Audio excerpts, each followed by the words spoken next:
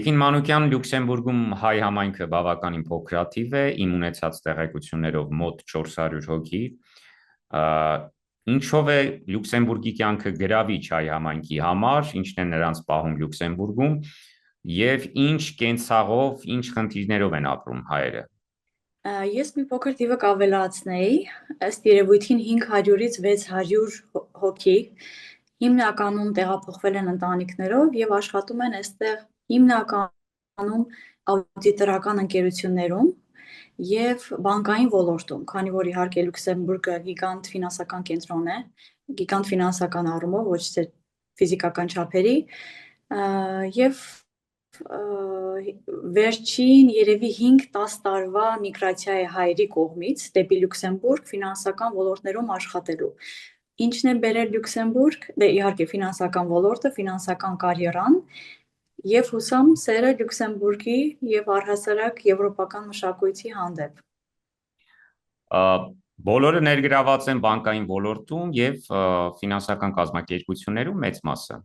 Եվ աուդիտորական ընկերություններում, այսպես կոչված Big Four, մեծ քառյակը, PwC, Deloitte, եւ չորրորդ այս պահին մտքիցս դրավ։ Ներողություն անհամեստ հարցի համար, բայց որքան է կազմում միջին աշխատավարձը։ Կան իհարկե օֆիցիալ տվյալներ, այսինքն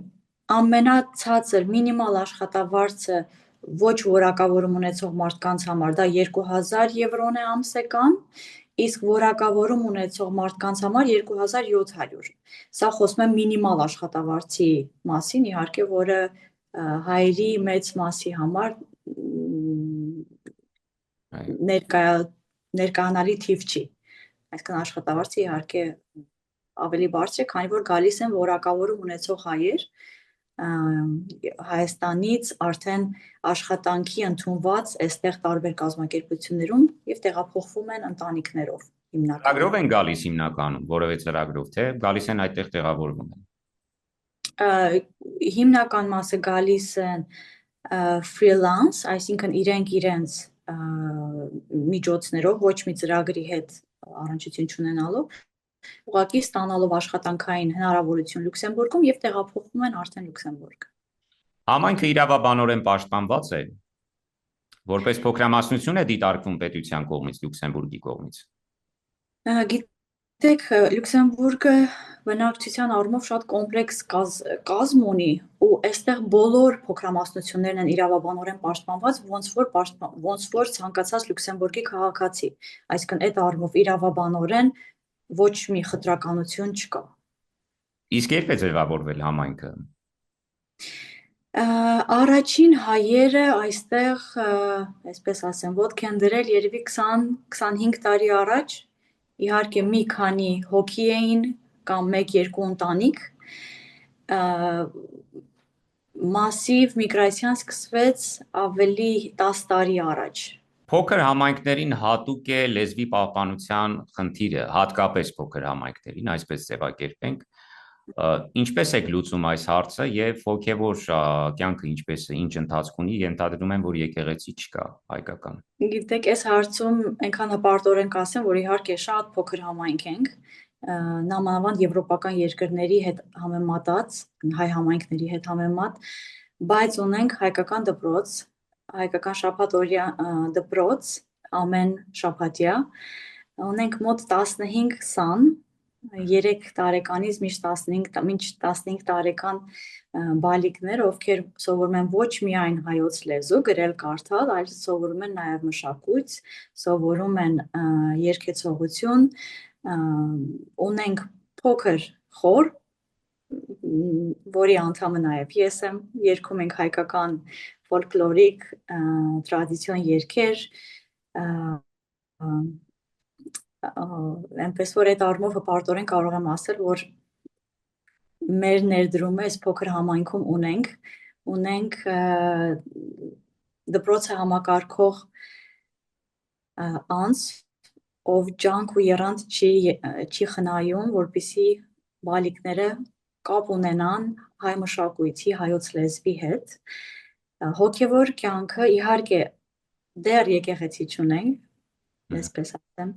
բայց տարեկան 1 կամ 2 անգամ կազմակերպվում են պատարակ, եկեղեցական պատարակներ, հիմնականում ապրիլի 24-ի հետ կապված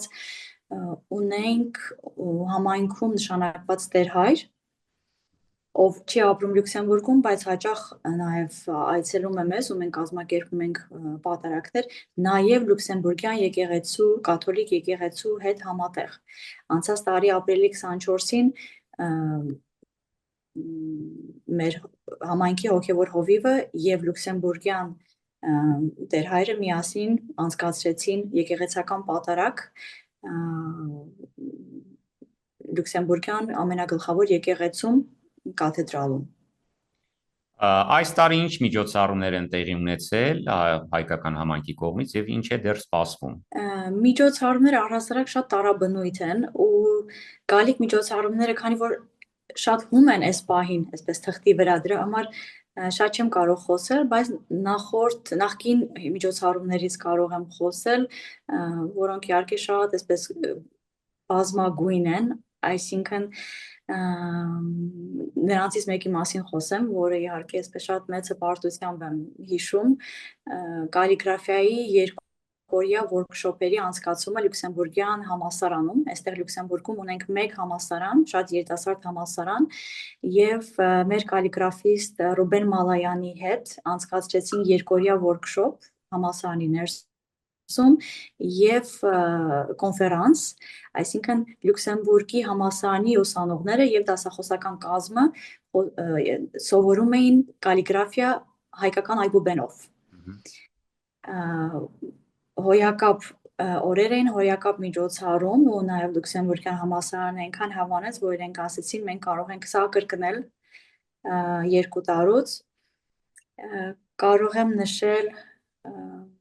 երջանկահիշատակ հարգարժան Գագիկ Կինոսյանի ներկայությունը Լյուքսեմբուրգում, 10-օրյա պարային դասընթացներ համայնքի ներկայացուցիչների հետ եւ արդյունքը եղավ նա, որ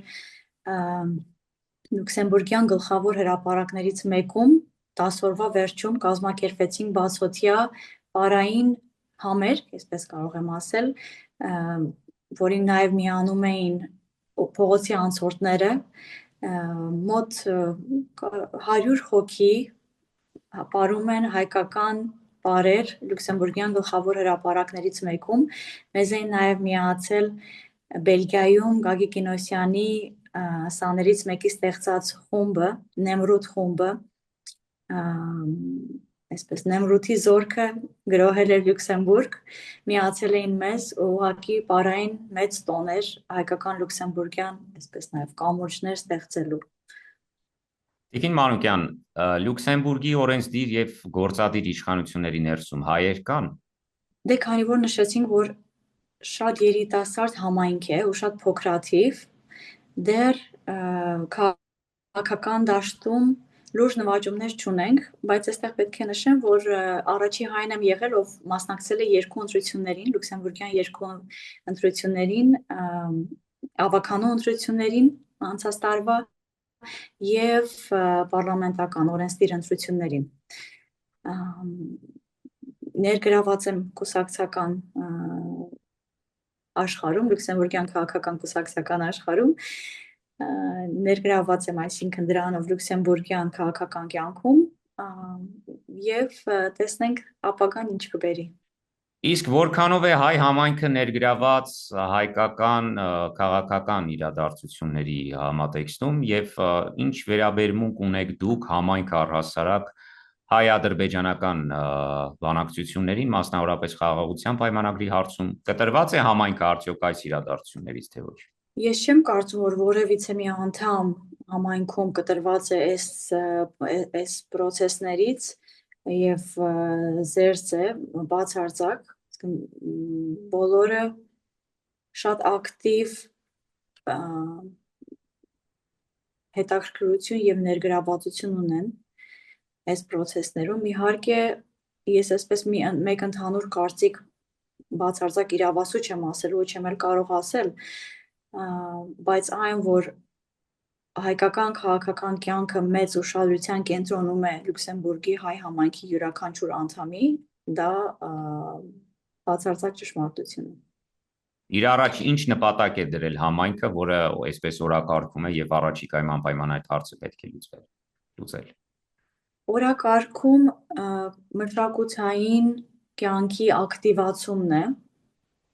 ինչպես նաև մենք խոսեցինք հայերի ներգրավվածության մասին քաղաքական դաշտում, այդ ներգրավվածության մեծացումը, որը իհարկե երկու առաջնախնդիրներն էլ ժամանակի հարց են ուղղակի, այսինքն ժամանակի հետ նաև սրանք կարող են ընդլայնվել։